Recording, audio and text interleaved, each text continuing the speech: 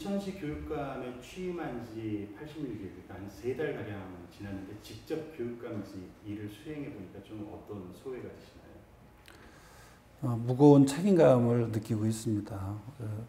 우리 인천 교육의 문제점을 확인하는 그런 과정 속에서 제가 소통공감 대장정을 당선되기 전에 후보자 시절에 하면서 여러 가지 몰랐던 사실까지 이렇게 파악이 됐는데요.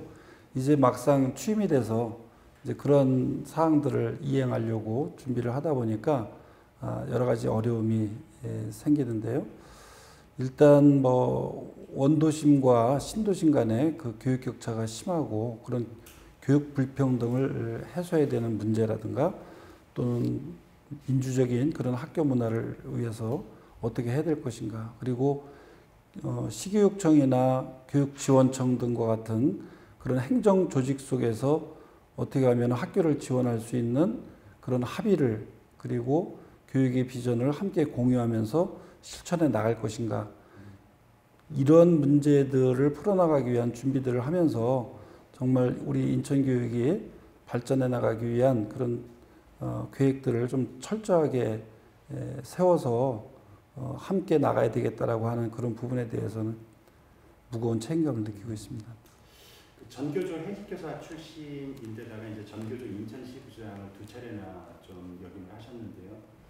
일부 이제 보수론이나 보수적인 시각을 가진 분들 사이에서는 좀 이념 편향이 있을 수 있는 거 아니냐, 이런 우려가 있을 수도 있고 있는 것도 좀 사실인데 그 부분은 어떻게 좀 생각하십니까? 글쎄 선거 과정에서도 전교조에게 맡길 수 없다, 이제 그런 전교조에 대한 부정적인 그런 슬로건을 내세우고 그리고 선거 운동을 펼치신 분도 계시는데요. 제가 이념 편향적이었다면은 시민들이 그렇게 많은 지지를 해서 저를 선출해주지 않았을 것 같아요.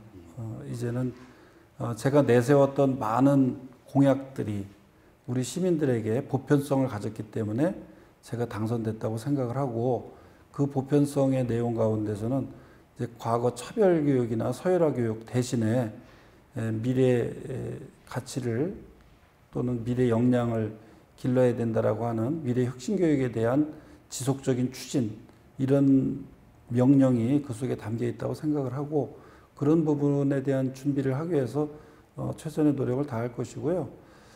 그렇게 얘기하시는 분들이 오히려 스스로 이제는 한번 되돌아봐야 될 그런 시기가 되지 않았을까. 과거에 전교조를 이념적으로 공격했던 그런 권위주의적이고 독재 정권 시절에 그런 양상들이 벌어졌었는데, 수십 년이 지난 지금에도 여전히 과거와 같은 그런 캐캐묵은 낡은 이념으로 공격을 한다라고 하는 것은 우리 인천 교육을 위해서 이제 더 이상 바람직하지 않다. 이제 그런 부분은 이제 더 이상 하지 않았으면 좋겠다, 이런 생각이 듭니다. 연결해서 하나 질문을 드리면, 이제 최근 현안이기도 한데 전교조 법외 노조 문제가 민주정부 그리고 이제 촛불정부가 들어서면서 초기에 이렇게 풀릴 거라고 예상을 많이 했었는데, 지금 문재인 대통령이 취임한 지 1년이 넘었는데도 아직 답보 상태고 풀리지 않고 있는데, 이 문제에 대해서는 어떻게 생각하십니까? 조금 안타깝게 생각을 하고 있습니다. 문재인 정부의 교육 공약을 실천하기 위해서 김상곤 장관이 들어왔을 때만 해도 어떤 그런 혁신교육이라든가 전교조 법외노조 취소에 대한 그런 기대감이 있었는데, 그것이 빠른 시일 내에 해결되지 않았고, 또 입시 문제를 해결해 나가는 데 있어서도 그 정시 확대라고 하는, 오히려 교육계획이 후퇴되고 있지 않는가라고 하는 그런 우려를 낳고 있는데요.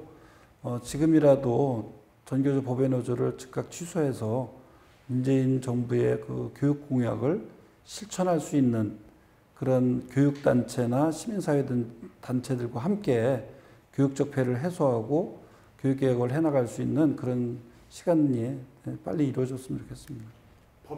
전교조 법외노조 취소에 관한 의견은 전국 시도교육감들의 절대 다수의 생각이 비슷한 거죠.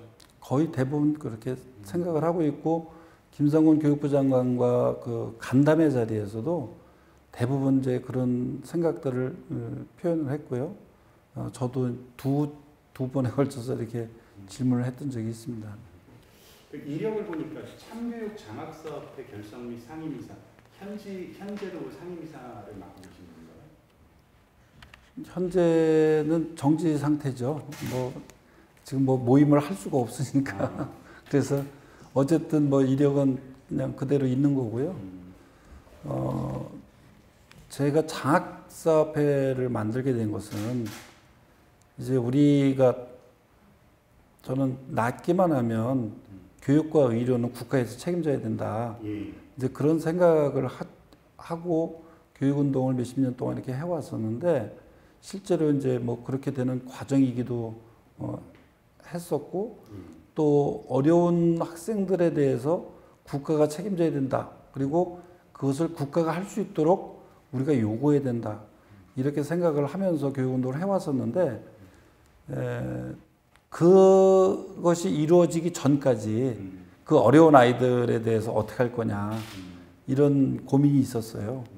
이제 그런데 2006년에 우리 그 선생님 한 분이 교통사고로 이렇게 돌아가셨는데 그분 남편이 장례를 치른 뒤에 전교조 인천지부에다가 200만 원을 기부하면서 어려운 아이들을 위해서 써달라 이렇게 기부를 했어요. 그래서 제가 그 당시 지부장이었고 이 돈을 가지고 그러면 고인의 뜻을 살려서 그동안 그 말로만 하거나 또 생각해 왔던 이런 부분에 대해서 좀 우리가 실천을 해야 되겠다.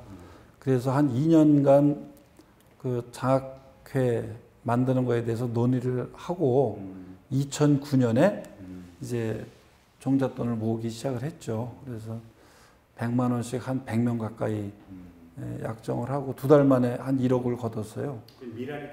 그래서 그것을 종잣돈으로 해서 그 뒤에 이제 선생님들과 시민들이 참여를 하고 지금까지 한 2억 2천 정도 이렇게 학생들에게 혜택을 주었는데요.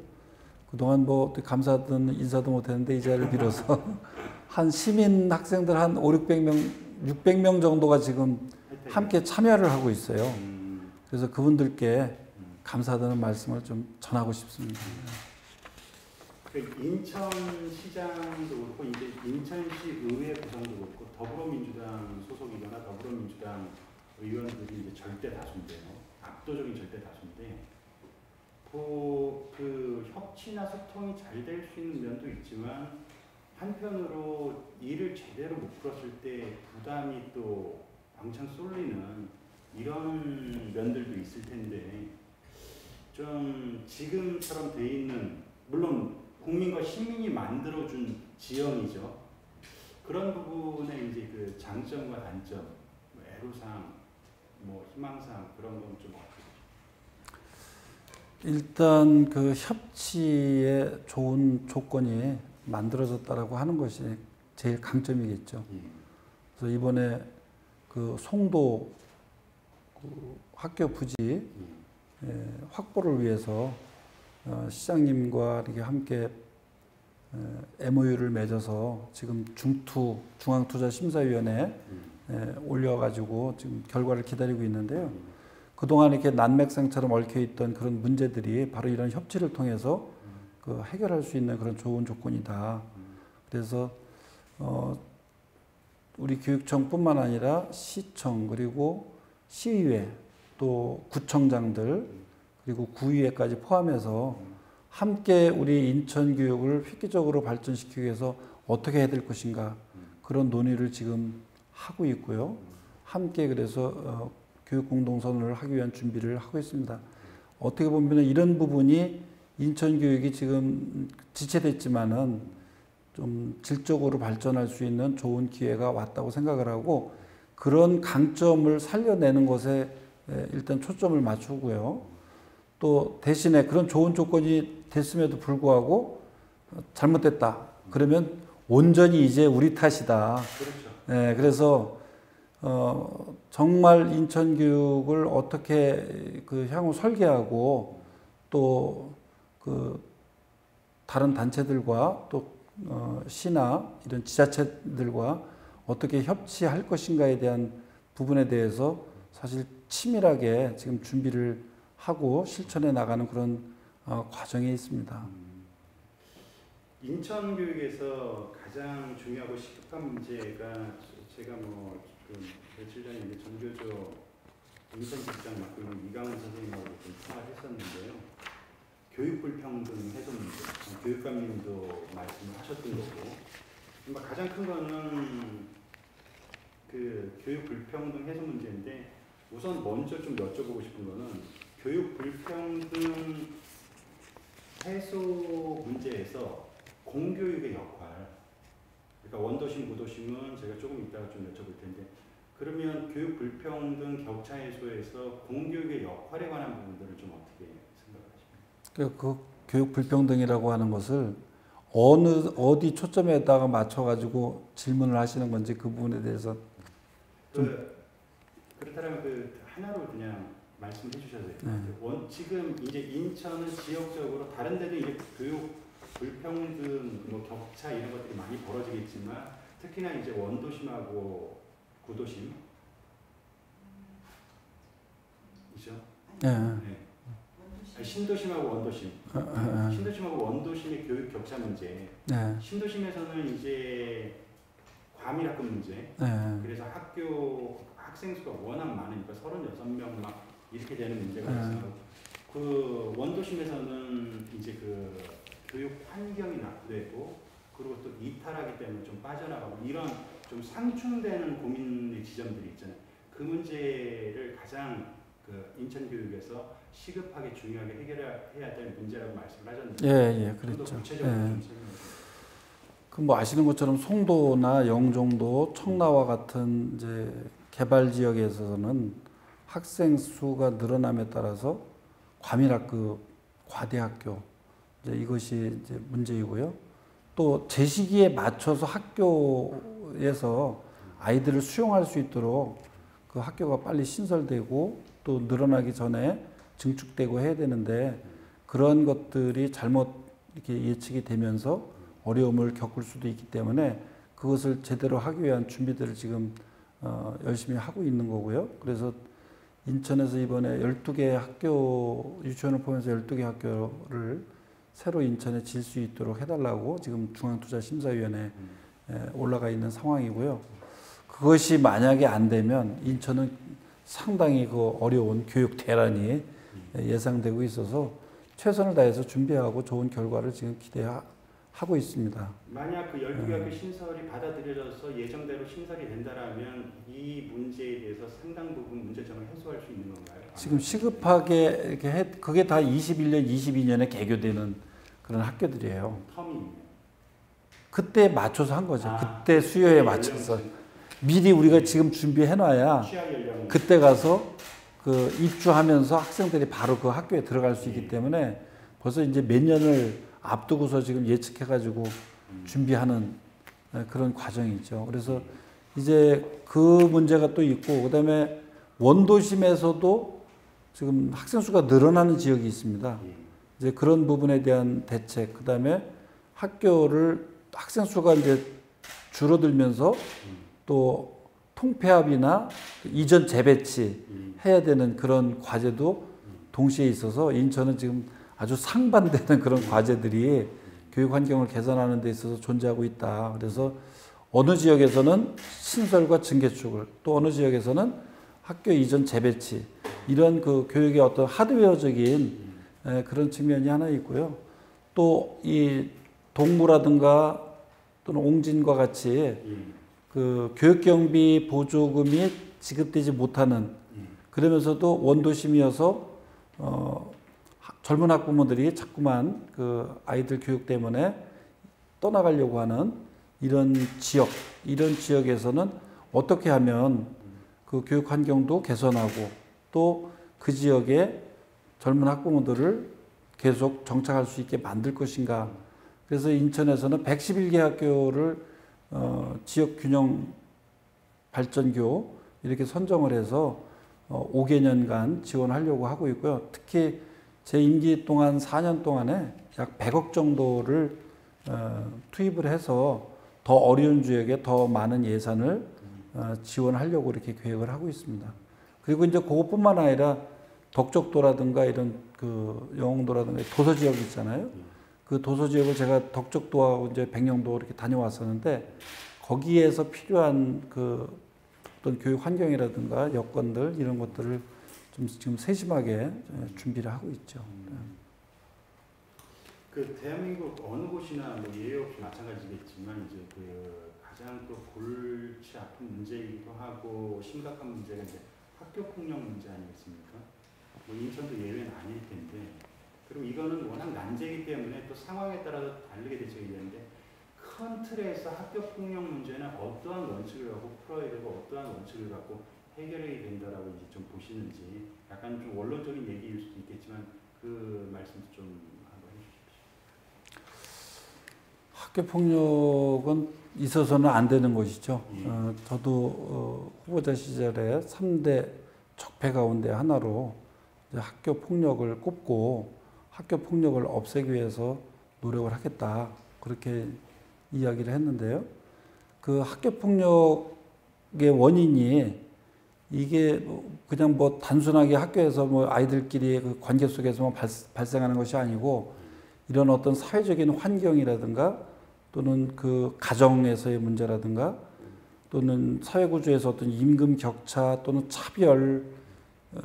차별적인 그런 사회 또 서열화 교육 실질적으로 아이들이 어떤 민주적인 교육을 제대로 난 받지 못했기 때문에 그런 그 자기가 속해 있는 구성원들과의 관계에서 배려와 존중이라고 하는 이런 부분을 몸으로 체화하지 못하고 있는 것이 아닌가. 그리고 특히 핵가족화되거나 또는 이 가정 환경의 어려움 속에서 이제는 더 이상 그 가정에서만 그걸 할 수 없고 이제는 학교가 어떤 부모와 같은 그런 역할, 그래서 그 속에서 자기 정체성을 갖게 하기 위한 그런 노력들이 이제는 학교에서 이루어져야 되지 않을까라고 하는 것이 일단 그 전제가 되고요.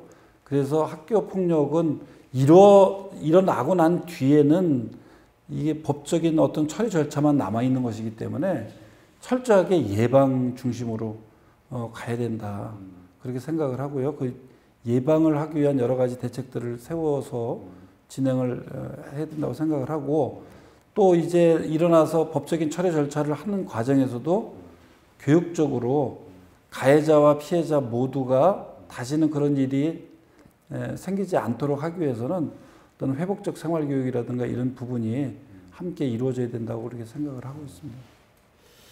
예, 그 교육의 질은 교사의 질을 넘지 못한다. 이건 뭐 워낙 이제 교육에서는 유명한 명제인데 그럼에도 불구하고 우리 사회는 교사 시각에서 보면 교사한테 너무 많은 이제 좀 부담이 오는 이런 건 이제 현장 교사들의 시각에서는 상당히 또 압박감도 느끼고 이제 불만 요인을 갖고 있습니다.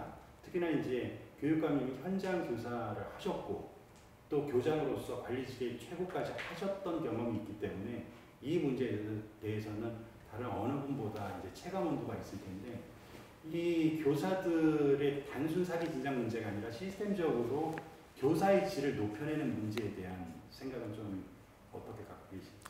일단 뭐 선생님들 입장에서 보면은 우리 학교가 이제 과거와 같은 그런 학교의 모습이 아니고 상당히 많은 그 변화를 가져왔는데요. 이제 선생님들이 할 수 없는 그런 요인들이 너무 많이 들어와 있다.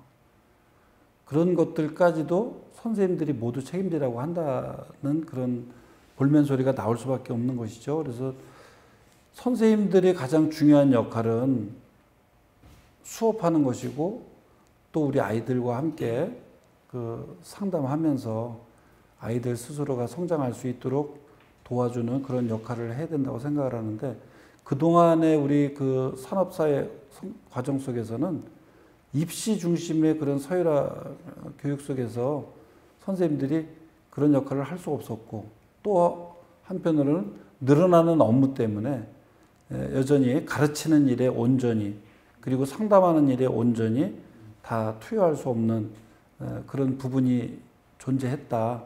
그런데 거기에다가 사회에서는 모든 것을 학교에서 다 해주기를 바라는 그런 요구. 그래서 학교 안의 현실과 학교 바깥의 여론이 서로 간극이 넓어질수록 우리 교육은 좀 불행한 길로 갈 수밖에 없지 않을까 그렇게 생각을 해서 저는 학교 안과 학교 바깥의 여론이 점점 가깝게 만들어야 된다.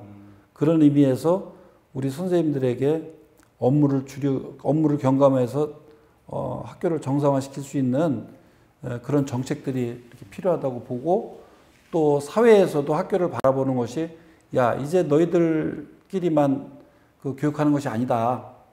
우리 지역과 함께 우리 아이들을 교육해야 된다.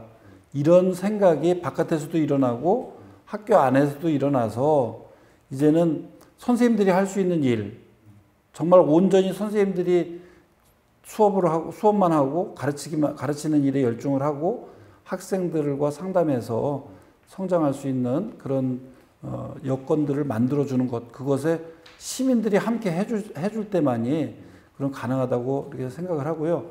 교장의 역할도 이제는 나를 따라라 이제 이것이 아니라 그런 선생님들을 지원하고 도와줄 수 있는 그런 민주적인 조직 문화를 만들어 나가는데 우리 교장 선생님들이 앞장서 주시면 교육이 지금보다 훨씬 더 발전할 수 있지 않을까 이렇게 생각을 하고 있습니다.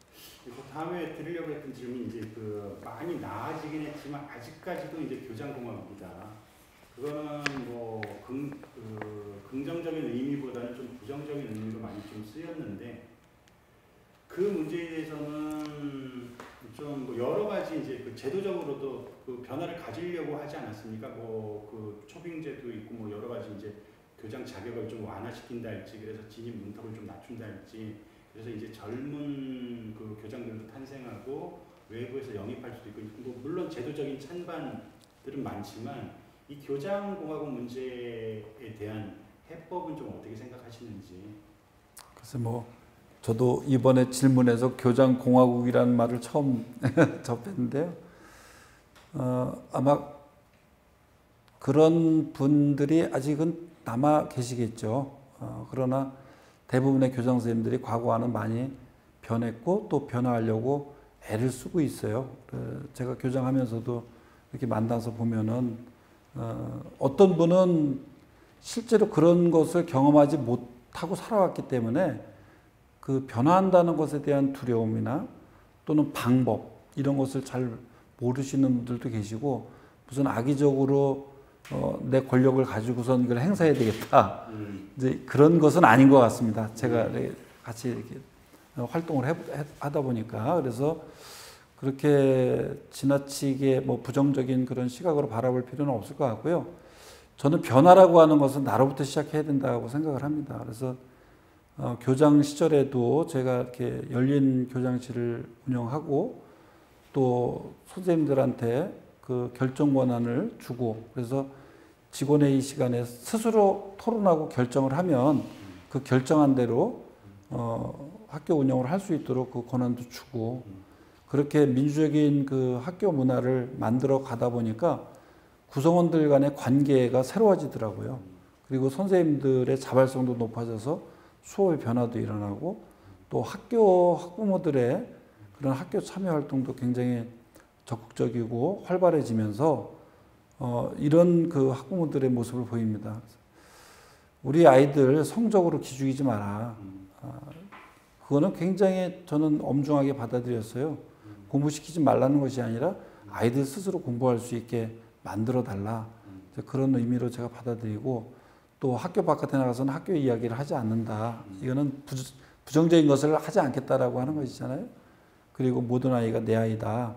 이런 원칙들을 가지고 그 학부모들이 이렇게 활동하면서 그 안에 있는 또 직원들과의 관계, 그분들이 또 직원들한테 그 스승이 날 때 꽃을 스스로 만들어 가지고 갖다가 이렇게 선생님은 안 주고 그 직원들만 이렇게 꽃을 전달해 주고 이런 활동들이 함께 어우러지면서 학교 자체가 똑같은 공교육 체제 학교였지만 변하는 것을 봤습니다. 그래서 제가 이렇게 교육감이 돼서도 이건 지위가 아니라 역할이다.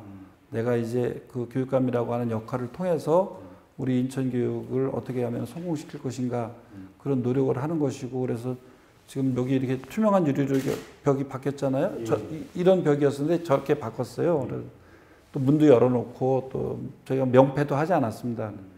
이제 그런 내가 할 수 있는 일 이것서부터 시작을 해서 우리 교육청에 좀 더 투명한 그 교육행정 그리고 또 낭비적인 그런 예산을 하지 않겠다라고 하는 것, 또 불필요한 의전 같은 것을 통해서 형식화된 그런 보여주기식 그런 행사들 그런 걸 하지 않겠다. 온전히 이제 앞으로 시교육청과 지원청들은 우리 학교를 지원할 수 있는 그런 시스템을 갖추고 또 그런 방향으로 함께 나가자라고 하는 그런 비전을 지금 우리 직원들하고 이렇게 함께 공유를 하고 있어요. 그래서 저는 뭐 이렇게 시켜서가 아니라 자기 스스로가 이제 변화해야 되겠다라는 마음을 가지고 자기가 할 수 있는 것들을 해나갈 때 그런 모습이 옆에 사람으로 이렇게 전염되면서 나가는 것이 교육이 아닌가 이렇게 생각을 하고 있습니다. 그 교육감님께서 제시한 그 인천교육 비전 보면 삶, 꿈, 소통, 공정 이런 이제 키워드로 이제 되어 있는데 어떤 의미에서 이 네 가지 키워드를 좀 뽑아주셨는지 좀 짧게 설명해 주세요. 어떤 삶의 힘이 자라는 우리 인천교육 이게 이제 저기 보면은 교육 비전이라고 이렇게 되어 있는데요. 삶의 힘이라고 하는 것은 이제 역량을 순 우리말로 이렇게 바꿔놓은 겁니다. 그래서 우리가 미래에 살아갈 아이들이 어떤 역량을 가져야 그런 살아갈 수 있을 것인가. 그래서 뭐 협업 능력이라든가 공감할 수 있고 연대할 수 있는 거라든가 창의적인 능력이라든가 비판할 수 있는 능력이라든가 정보 분석 능력이라든가 문제 해결력이라든가 이런 여러 가지 그런 그 미래 가치와 역량 이런 것들이 자랄 수 있도록 하는 그런 삶. 결국 우리는 삶을 위한 교육을 하고 있는 것이다라고 하는 그런 의미고요. 잘한다라고 하는 것에서는 이제 그동안에 자꾸 그 키우고 기른다. 이거는 굉장히 그 수동적인 입장에서의 얘기잖아요. 그게 아니라 잘한다라고 하는 능동적인. 그래서 아이들 스스로가 자기의 꿈을 만들어가고 그 꿈을 이루기 위한 노력들을 스스로 할 수 있도록 이제 우리 선생님들 또 기성세대들 교육자들 또 시민들이 함께 도와주는 역할로 가야 된다. 그런 의미에서 이제 잘한다라고 하는 것이고요. 그 다음에 우리라고 하는 것은 함께 더불어 살아가야 된다라고 하는 공동체성을 얘기하는 것이고 그것이 가능하려면 바로 소통이 필요한 것이다. 그래서 소통을 통해서 그 살아가는 학교나 우리 뭐 지원하는 교육청이나 이런 민주적인 조직 문화를 이루었을 때 바로 더불어 살아간다라고 하는 그런 민주 사회로 나갈 수 있는 그래서 우리 아이들이 민주시민 교육이 자기 생활 속에서 체득될 수 있는 그런 공동체성을 가져야 된다라고 하는 것과 이런 교육이 이루어지는 곳이 바로 인천이다. 그래서 우리 인천교육이라고 하는 것을 집어넣은 거예요. 그래서 그동안의 어떤 불평등 같은 또 공정한 그런 교육을 위해서 기회의 균등을 가져오기 위한 무상교육이라고 하는 것이 꼭 필요하다. 이런 것이 바탕에 깔리고 그런 아이들이 공정한 경쟁을 할 수 있는 그런 조건들을 만들어가는 그런 지역이 바로 인천이고 그래서 이제는 그것을 넘어서서 인천만의 어떤 특화된 교육을 좀 고민하고 만들어내야 되겠다고 생각을 하는데 저는 이제 그것이 지금의 어떤 시대적인 그 정신이라고 볼 수 있는 것이 자치와 분권 그리고 남북 평화 화해라고 생각을 해요. 특히 인천은 남북 관계가 그 평화와 화해로 갈수록 더 많은 그런 기회와 혜택이 주어지는 곳이 바로 인천이다. 그래서 4월 27일을 우리 대한민국이 물고기에서 용이 되는 날이다. 이렇게 정상회담의 의미를 누가 부여했었는데 저는 인천이 바로 그런 기회를 맞는 그런 좋은 조건이다. 이렇게 생각을 하고 바로 그런 것들이 우리 인천에서 교육될 수 있는 즉 이 남북 중일 동북아시아의 그 관계를 잘 알고 그걸 풀어나갈 수 있는 사람이 곧 앞으로 세계 전문가가 될 것이다 이렇게 생각을 하고 그런 의미에서 보면은 우리 인천은 앞으로 세계 전문가 교육을 할 수 있는 가장 좋은 조건을 가지고 있다. 그래서 그런 부분이 앞으로 인천에 특화된 그런 교육으로 나가면 좋지 않을까 이렇게 생각을 하고 준비를 하고 있습니다. 예. 그 인천형 혁신학교, 행복배움학교 그걸 내걸으셨는데 솔직히 비교하면 서울이나 이제 경기 그 교육청보다 혁신학교가 인천이 좀 늦었거나 진도가 좀 덜 나간 상태지 않습니까?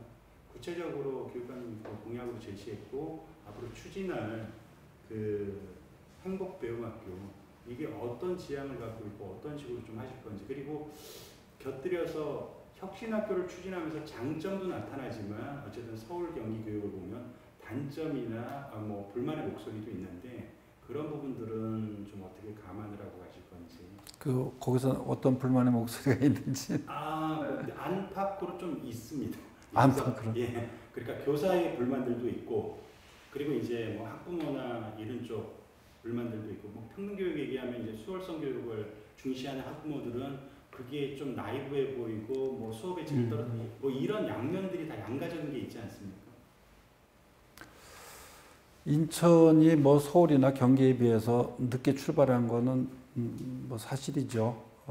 특히 이제 혁신학교라고 하는 게 경기도 남한산 초등학교에서 그 폐교 위기에 놓여 있는 그런 현실로부터 좀 벗어나서 어떻게 하면은 이 초등학교 남한산 초등학교를 살릴 것인가 이런 부분부터 이제 시작이 되면서 이루어진 것이 겉으로 보일 때는 그런 거지만은 실제로는 이제 우리 교육운동의 역사의 결과물이라고 저는 생각을 하고 있고 그런 것이 축적돼서 현재 우리 교육이 그 요구하는 그런 부분이 바로 혁신교육으로 나타났다 이렇게 생각을 하고 전국적으로 뭐 1000여 개 이상의 그런 혁신 학교들이 나름대로 이렇게 성과를 보이고 있는데 우리 인천은 뭐 진보교육감이 아무래도 늦게 들어섰기 때문에 늦게 출발을 했고 대신에 이제 먼저 출발한 지역에서 이루어졌던 어떤 오류라든가 이런 것들을 좀 단축할 수 있으리라고 봤는데요.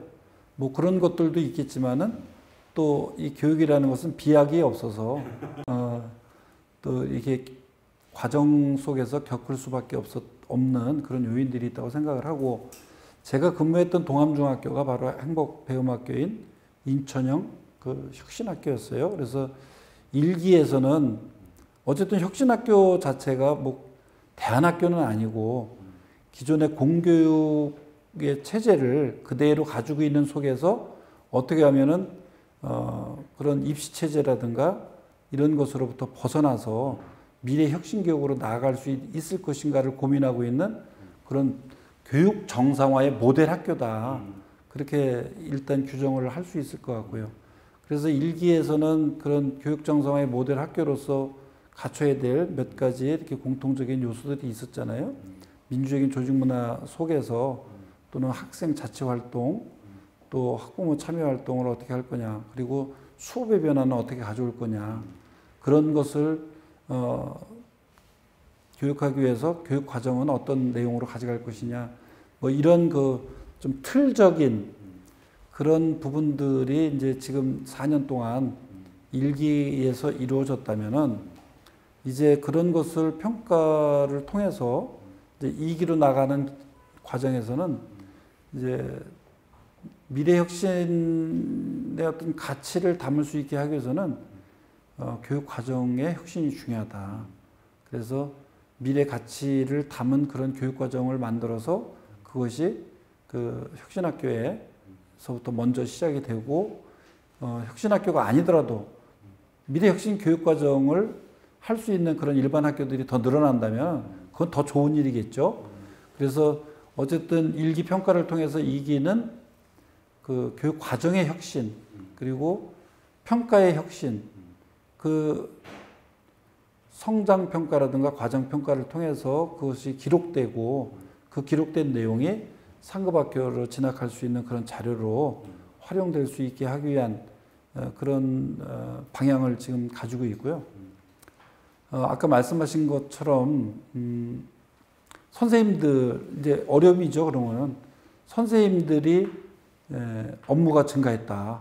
그래서 선생님들이 회피한다 이렇게 얘기를 하는데 제가 있던 동암중학교에서 같이 이렇게 근무했던 선생님들하고 이렇게 얘기를 해보면은 그 업무가 늘어난 건 사실이다. 그러나 학생 수가 적고 또 교장이나 교감들로부터 받는 스트레스가 없다. 자기네들이 하고 싶은 거를 할 수 있는 그런 조건이고 자기네들이 결정하면 그대로 하면 되는 것이고 오히려 다른 학교에서 가지고 있었던 그런 부정적인 요소들이 여기 와서는 해소가 되기 때문에 그런 부분에 대해서는 크게 이렇게 뭐 문제라고 생각하지 않는다.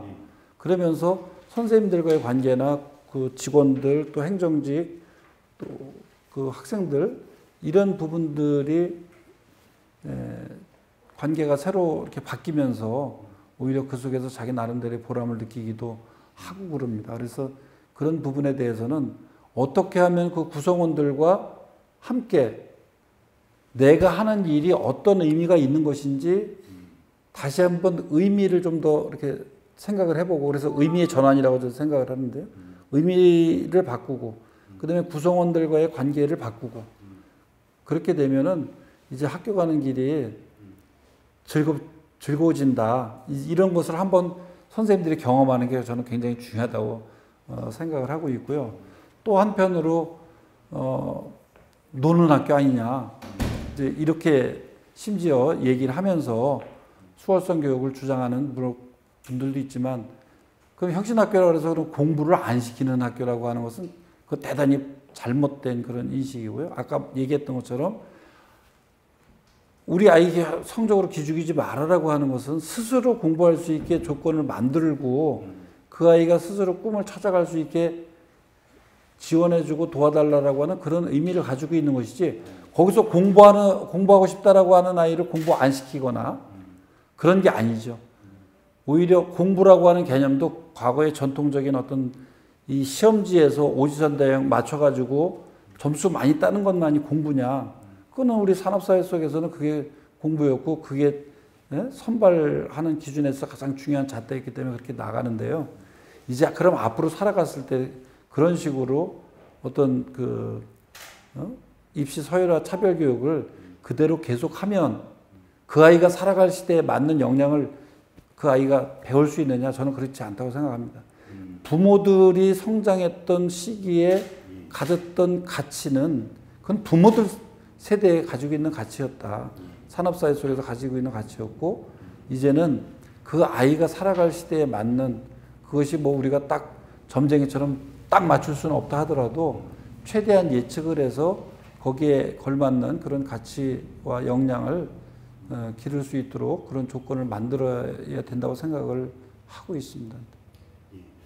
무상교육과 관련해서 물주만큼 무상급식, 무상교복, 교복 문제는 이번에 최근에 좀 어쨌든 타결이 된 것 같고, 근데 전체적으로 이제 고등학교에서의 무상교육이 OECD 전체 국가 중에 우리나라만 지금 적용이 안 되고 있다.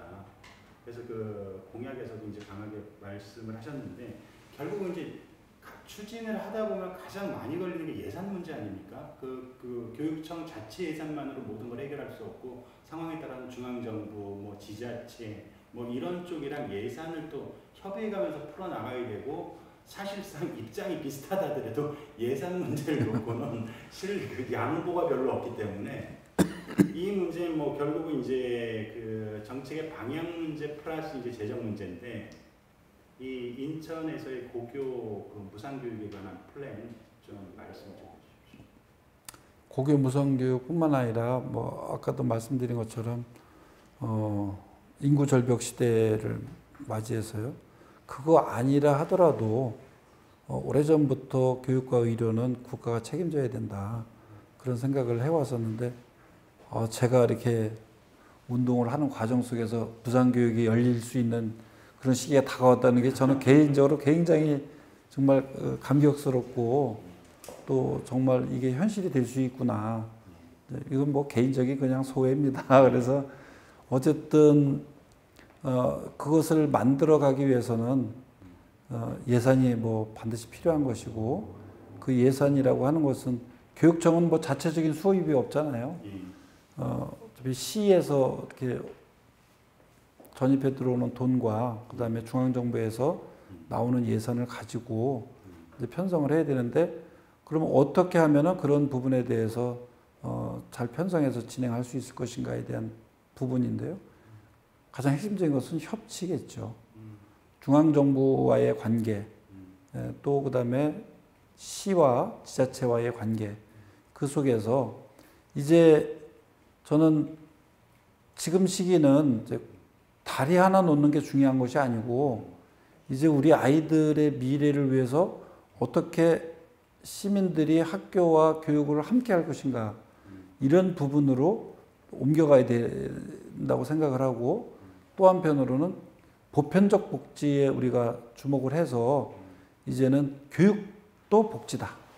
그런 차원에서 보면은 시라고 해서 교육청이 다 해야 된다 이런 관점이 아니고 우리 시민들이 자녀들이고 학교 안에 있든 학교 바깥에 있든 모든 아이들은 다 우리 인천 아이들이고 우리 대한민국 아이들이다라고 하는 그런 관점에서 풀어나가야 된다고 생각을 하고 있고요. 그래서 교육 공동선언 이런 것들을 준비하고 그런 것을 통해서 비용을 어떻게 분담할 것인가 구체적으로 이제 그런 것들을 지금 논의를 하고 있습니다. 그래서 저는 뭐 크게 제 생각과 그다음에 시장님의 생각이나 이런 것이 다르지 않다고 생각을 하고 있고요. 이번에 그런 좋은 조건을 우리 시민들이 만들어준 만큼 거기에 저는 화답해야 되고 또 인천교육이 정말 발전할 수 있는 그런 토대를 이번 기회에 만들어야 되는 것이 우리의 임무라고 저는 생각을 하고 있습니다. 물 드시고 계속하세요.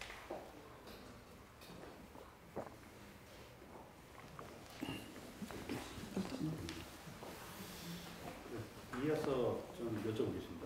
그 교육청의 관료적이고 이제 권위주의적인 문화를 좀 바꿔놓겠다라고 말씀을 하셨고 사실 취임하시고 난 다음에 저 투명 유리하고 이제 명패 없애고 이런 것 다 그런 거의 일환이고 또 이제 뭐 부서 명칭을 이렇게 또 바꾼 거랄지 저도 그건 전에 들었는데 그런 노력들을 지금 하고 계신데 그 지난 3개월 동안 그렇게 변화를 시도하면서 어떠한 가능성을 좀 받고 향후에 궁극적으로 길게 보면 어떤 방식으로 교육청이 바뀌어야 된다라고 생각을 하시는지 그리고 함께 어떻게 바꿔 나갈 것인지 그런 좀. 저는 뭐 저부터 아까 지위가 아니라 역할이다 이렇게 얘기를 했는데요. 교육청이 가지고 있는 가장 기본적인 것은 교육 행정을 하는 곳인데 그 교육 행정의 밑바탕에는 교육 철학이 있어야 된다. 그렇게 생각을 하고 그 교육 행정에 돈을 하나 쓰더라도 그것이 교육적으로 이것이 어떻게 타당한가, 타당하지 않은가 이런 잣대가 이루어져야 된다. 그래서 일반 시의 그 행정하고 우리 교육 행정은 다르다라고 하는 부분에 대해 생각을 하고 있고 그런 부분에 대해서 우리 직원들한테도 그렇게 얘기를 하고 있습니다. 그래서 저는 들어와서 이제 한 2개월여 동안 우리 직원들하고 이렇게 소통을 하면서 가능성이 있다. 그리고 변화하겠구나. 또 변화하려고 준비를 하고 있구나. 이런 것들을 제가 느꼈어요. 그래서 지금 이제 우리 간부들하고 지난번에 하루 종일 아침부터 저녁까지 워크숍을 하고 다음 주 월요일도 또 국과장급 해가지고 한 90여 명 핵심 간부들 워크숍을 하루 종일 합니다. 제가 1시간 동안 제일 먼저 우리 교육청에 나가야 될 교육 비전에 대한 그런 이야기들을 하고 있는데요. 각각의 맡은 역할은 다르지만 공동의 목표가 우리가 있어야 되겠다. 그래서 그 교육 비전을 공동의 목표로 우리가 함께 공유하고 그런 목표를 향해서 각각의 역할들을 최선을 다할 때 그런 우리 교육청의 변화가 일어날 것이다. 그렇게 생각을 하고 있고 그 방향은 온전히 학교를 지원하는 방향으로 가야 된다. 그런 부분에 대해서 제가 이렇게 이야기를 하고 또 워크숍 속에서도 얘기를 하고 각 단위마다 지금 그 교장선생님들 모인 자리 또 새로 이렇게 임명되는 그 교육 일반직 그런 조금 전에도 거기 갔다 왔는데요. 그런 분들이라든가 또 새로 임명되는 장학사라든가 또는 이 교감들 새로 이번에 발령나는 분들이라든가 저는 그 같이 공감하고 힘을 모아야 되는 그런 교육 비전을 계속 공유해 나가는 작업들을 지금 하고 있습니다. 그래서 그런 부분에 대해서 제가 이야기하고 또 함께 이야기를 나눠보면은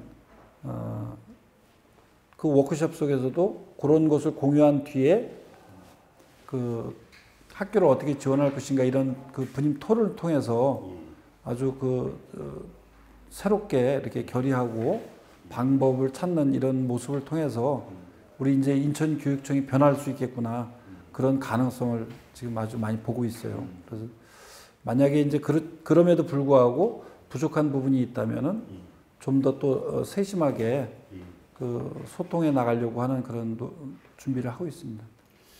그 이제 정부나 교육부 차원에 관련된 좀 질문을 드릴 건데요. 지금 시간이 많지 않으니까 좀 묶어서도 질문을 드릴게요. 문재인 정부가 통일외교 문제에 대해서는 1년여 동안 상당히 높은 지지를 받았고 사실상 야당조차도 잘했다라고 얘기를 듣지만 사회 문제, 특히 교육 문제에 대해서는 진보 보수할 것 없이 굉장히 좀 비판적으로 해놓은 게 과연 뭐냐? 그리고 국가원로회의, 국가 교육회의 같은 경우도 상당히 뭐 지난번 이제 대입제도 공론화 문제랄지 이런 게 과연 공론화를 해서 해결할 문제냐 이런 여러 가지 이제 좀 그 비판을 많이 받고 있는데 문재인 정부의 교육 정책에 관한 거나 교육을 바라보는 시각이나 이런 거에 대해서 답답함을 느끼는 건 비단 교육 관계자만의 문제가 아닌데 이 문제는 좀 어떻게 보십니까? 일단 문재인 정부의 교육 공약에 대해서는 많이 공감을 하고 또 저도 이제 그런 교육 공약과 비슷한 내용의 공약들을 많이 내세웠고 또 그걸 실천하기 위한 그런 준비들을 이렇게 해오고 있는데요. 말씀하신 것처럼 기대만큼 그것이 이루어지지 못했고 특히 이번에 그 대입 개편안과 관련돼 가지고 정시 확대라고 하는 그런 결정을 내린 것은 오히려 후퇴하고 있는 듯한 그런 우려와 안타까움을 느끼게 되어 있습니다. 저는 그 공론화 위원회가 문재인 정부의 교육 공약을 어떻게 이행할 것인가에 초점을 맞춰가지고 진행이 됐어야 된다. 그렇게 생각을 하고 특히 그 교육 전문가인 현장 교사들의 목소리를 많이 반영했어야 됨에도 불구하고 그런 것이 빠져 있었다. 이런 부분에 대해서 심각하게 이렇게 문제의식을 가지고 있습니다. 그래서 이번 그 제주도에서 열린 교육감 협의회에서도 그런 부분에 대한 문제의식 하에서 현장 교사들을 중심으로 한 입시 방안 이런 부분을 학부모들이나 학생들의 의견을까지 수렴해서 이번에 새롭게 한번 만들어 보자 이렇게 해서 그 안을 만들기 위한 준비에 지금 들어가 있습니다. 그래서 앞으로 저는 국가교육회의가 지금 이와 같은 형태로 계속 간다라고 하는 것은 무의미하다. 처음에 어떤 사회적인 합의기구라고 해서 좀 시민단체라든가 그런 교육계획에 적극적인 의지가 있는 이런 분들이 좀 주축이 돼서 만들자고 했는데 그게 결국 국가회의, 교육회의로 가게 되고 그러면서 지금과 같이 어떻게 보면 바깥에서 보면 좀 식물기구 같이 이렇게 전락해버린 것이 아닌가. 존재감도 없고 또 그것이 있는 건지도 모르고 그러면서 또 공론화 결과는 이렇게 나오고 그래서 그런 부분이 좀 굉장히 안타깝게 생각을 하고 이제 새로 이 장관이 이제 또 지명을 받았으니까 이제 그런 부분에 대해서 좀 그 얘기는 또 따로 해야 되나요? 예, 그리고 이어서 좀 하시면 될 것 같은데 어쨌든 김상곤 장관이 이번에 이제 이번에 새로 새 장관을 바뀌지 않았습니까? 유은혜 장관. 지금 이제 인사청문회 결과가 어떻게 됐건 간에 향후에 이제 임명될 가능성이 좀 높을 것 같은데, 물론 뭐 중간 과정이 있기 때문에 지금 현재 임명 상태는 완전히 장관직을 수행하는 상태는 아니지만 실제 이제 임명될 가능성이 높기 때문에 유은혜 장관이 이전에 그 김상건 장관이나 문재인 정부가 했던 교육 우려 있는 교육 정책을 어떤 방향으로 다시 바꿔주는 게 바람직한지, 핵심적으로 교육부 장관한테 이런 문제만큼은 명확하게 제대로 좀 일을 잘 수행해 달라, 그런 이제 뭐 요청이나 요구들이 있으면 좀 한번 말씀해 주시죠. 일단 문재인 정부의 교육 공약을 예. 잘 실천할 수 있는 방향으로 갔으면 좋겠다라고 하는 그런 생각도 가지고 있고요. 저는 그동안에 우리 교육이라고 하는 것이 그 본질로부터 좀 벗어나서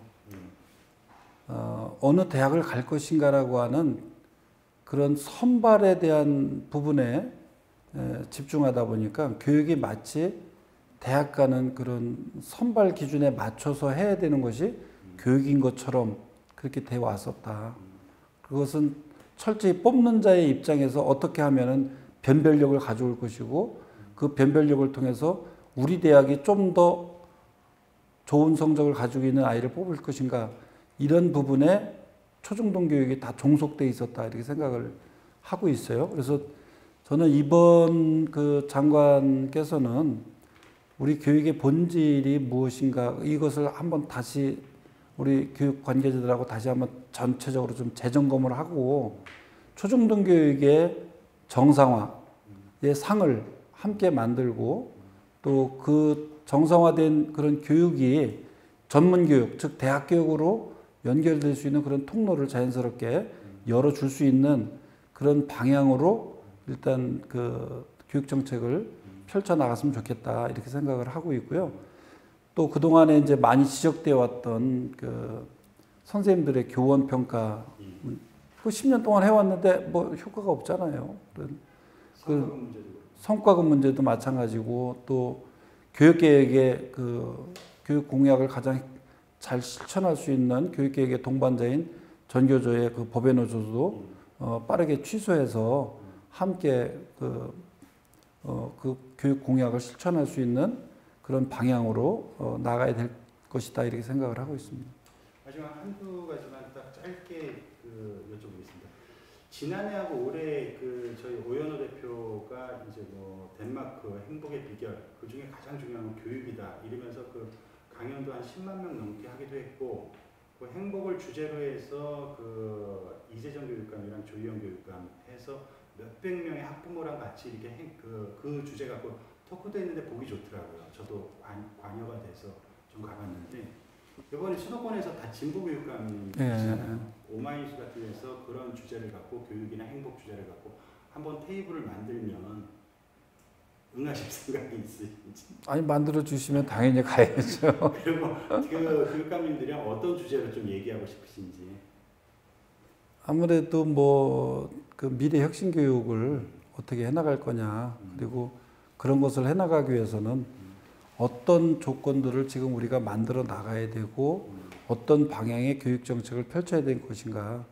특히 이제 그 조금 전에 말씀드린 것처럼 정말 그 대학 선발하는 그 기준에 맞추는 교육이 교육인가, 아니면은 교육의 본질적인 그런 부분을 찾아서 그런 것을 하고 그런 교육을 하고, 또 미래에 필요한 가치와 역량을 그런 기르는 교육을 해서 그런 것이 자연스럽게 전문 교육으로 나아갈 수 있는 그런 조건을 뒷받침해 줄 수 있는 그런 진로 진학 정책, 이런 것들에 관해서 한번 이야기를 나누면 좋을 것 같습니다.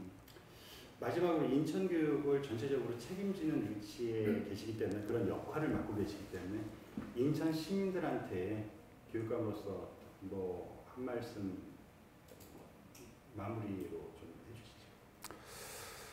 일단 삶의 힘이 자라는 우리 인천 교육이라고 하는 그런 비전을 실현하기 위해서는 저 혼자서만 이루어질 수 있는 것이 아니고 인천 시민 모두가 함께 할 때만이 가능하다고 생각을 합니다.